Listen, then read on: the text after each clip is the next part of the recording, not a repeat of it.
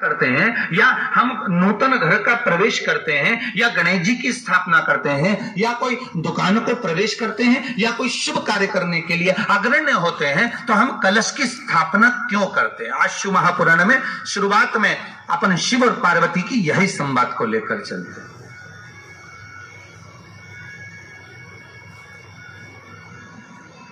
आखिर कलश में ऐसा क्या है? कलश के अंदर आखिर ऐसा क्या विराजमान है कि 33 कोटि देवता उस कलश के अंदर आकर बैठ जाते हैं? महाराज,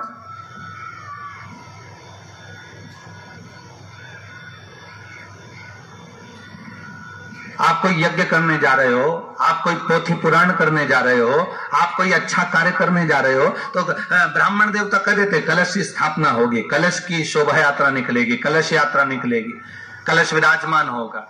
और आज हर की पौड़ी पर, प्रयागराज में या उज्जैनी में, नासिक में जो बड़े बड़े कुंभ के मेले होते, कुंभ का मतलब भी तो कलश से होता है, उसकी महत्वता क्यों है?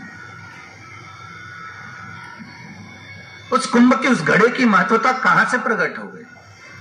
शिव महापुराण की कथा कहती है महाराज, भगवान ओघड़दानी शंकर स्वयं आद्य शक्ति जगदम्बा से कहते हैं कि जगदम्बा तू क्या चाहती है बोल। तो जगत जननी जगदम्बा कहती है कि जहां मैं हूं वहां शंकर है, ये आपने कह दिया, पर जहां शंकर है वहां पार्वती का होना जरूरी है। उसके लिए सिद्ध करने के लिए एक स्थान ऐसा बनाया जाए जहां पर शंकर विराजमान है और शंकर के साथ पार्वती विराजमान है। तो शिव जी ने कहा, पार्वती उसके लिए मैं तुझे एक सुंदर कलश का निर्माण कर देता हूं। दुनिया का रचनाकार, दुनिया की रचना करने वाले महाराज, संपूर्ण ब्रह्मांड की रचना करने वाले, जिनको भगवान शिव ने स्वयं ब्रह्मदेव से कहा है कि ब्रह्मा जी तुम सृष्टि खंड को आगे बढ़ाइए, सृष्टि की रचना करिए। और आज ही के दिन, यही चैत्रीय प्रतिपदा के दिन, यही इसको कहते हैं नया संवत्सर, नया वर्ष। हिंदू धर्म में क्यों कहा जाता है? आज ही के दिन ब्रह्मा जी ने, महाराज लगती है, जवारे बुआए जाते हैं, कलश लगता है, जोत का भी विधान है। जिसके यहां दिया अखंड जलाया जाता है, अगर वो दिए की लो, दिए की बाती अगर दक्षिण दिशा की होती है तो उसके घर में साल भर में एक घात जरूर होती है।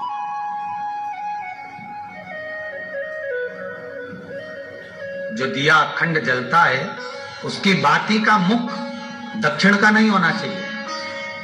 अगर आपने देवी भागवत का स्मरण कराओ, देवी भागवत को अगर सुना हो, तो देवी भागवत में स्पष्ट किया गया कि पूर्व की ओर मुख करा हुआ दिया, अर्थात पूर्व की ओर ज्योत जो जलाई जाती है वो संपदा की वृद्धि करती है। पश्चिम की ओर मुख कर कर जो ज्योत लगाई जाती है महाराज, वो वैभव को देती है। और उत्तर की ओर जो मुख कर कर ज्योत जलाई जाती है, उत्तर की ओर जो ज्योत का मुख रहता है, वो आयु की वृद्धि करती है, घर में अकाल मौत को रोकती है।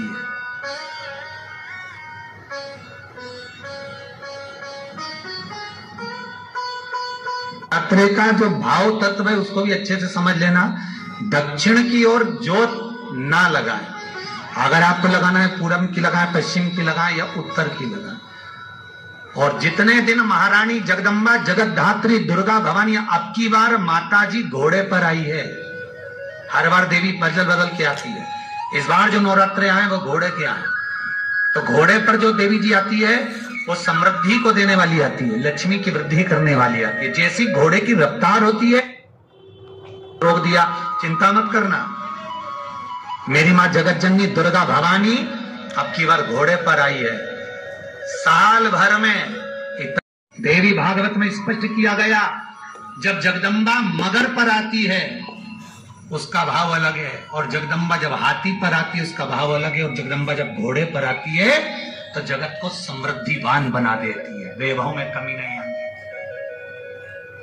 अभी भले दुनिया के लोग अभी रोते हैं कि पैसा नहीं आ रहा, कोरोना महामारी ने सब तोड़ दिया, रोक दिया, पर चिंता ना करना, मेरी माँ अगर घोड़े पर आई है तो उसका सुख आपको जरूर मिलेगा। एक जरा सी मिट्टी की दुकान भी अगर आप खोल कर बैठेंगे तो चांदी और सोना के बराबर कमाएंगे, इतना धन देगी वो हमारा, साधारण नहीं है मेरी माता। आपकी अगर इच्छा है, आपका मन है, तो जगत जननी की आराधना करो। पति और पत्नी में अगर क्लेश है तो जगदम्बा के मंदिर में मक्खन चढ़ाओ, प्रेम बढ़ जाएगा। आपको लगता है कि पति कोई अन्य स्त्री से, आम के जो पत्ते जिस डाली में लगे होते हैं, वो डाली कोमल सी डाली, 11 टुकड़े महाराज, एक कच्चे सूत से लपेटकर 11 बार उसका भाग, जब उसको लपेट लोगे इस तरह से इकट्ठा करके, आगे का जो भाग है 11 बार कच्चा सूत लपेटने के बाद जो भाग पीछे आगे का कोई भी हो, उसको शहद में डुबाकर शिव जी को समर्पित कर दो। किस जगह पर रखना है? अशोक सुंदरी वाली जगह। अशोक सुंदरी की जगह जानते हो आप लोग? उस जगह पर शहद का मुख, जो शहद आपने भिगोया है, उस शहद का मुख शंकर जी की ओर कर इसी चैत्र के महीने में, इन्हीं नवरात्रि में शंकर भगवान के उस अशोक सुंदरी की जगह पर शहद का भाग शिव जी की ओर रख दे। महाराज, अगर घर में संपदा की कमी हो या कोई पैसा खा गया हो, बाबा चाहेगा भोलेनाथ तो नवरात्रि में ही पैसा वापिस आ जाएगा, अगर शिव कृपा कर दे। बीमारियां बढ़ रही हो या भय लग रहा हो, डर लग रहा हो, हृदय चित्त में कहीं ना कहीं आपको भय का भान हो रहा हो, तो एक लोटा पानी एक कलश में जल भर कर रख लीजिए और रात भर उसको रखे रहने दो। नवरात्र चल रहा है, उस कलश को रात भर रखकर सुबह सुबह उस कलश में एक बेलपत्र डालकर उस जल को नीम के पेड़ के नीचे, जहां नवरात्रि में नीम के पेड़ के नीचे सारी विद्याएं, आदि शक्तियां, सारी देवी उस नीम के पेड़ के नीचे विराजमान रहती हैं। उस कलश में एक बेलपत्र डालकर रात भर रखकर उस जल को पूरे घर में घुमाकर उस नीम के पेड़ के नीचे समर्पित कर दीजिए। महाराज, घर में भय लगना बंद हो जाएगा, कोई बड़ी बीमारी आपको घेरेगी नहीं और उस बीमारी से, उस रोग से आप मुक्त रहेंगे। उस 9 दिन में से कोई एक दिन ऐसा ले लो जिस दिन कन्याओं का भोजन कराओ, साथ में उनको लाल चुनरी ओढ़ाओ या कोई लाल वस्त्र, लाल पूजन की सामग्री उनको दो, सुख मिलेगा, आनंद है।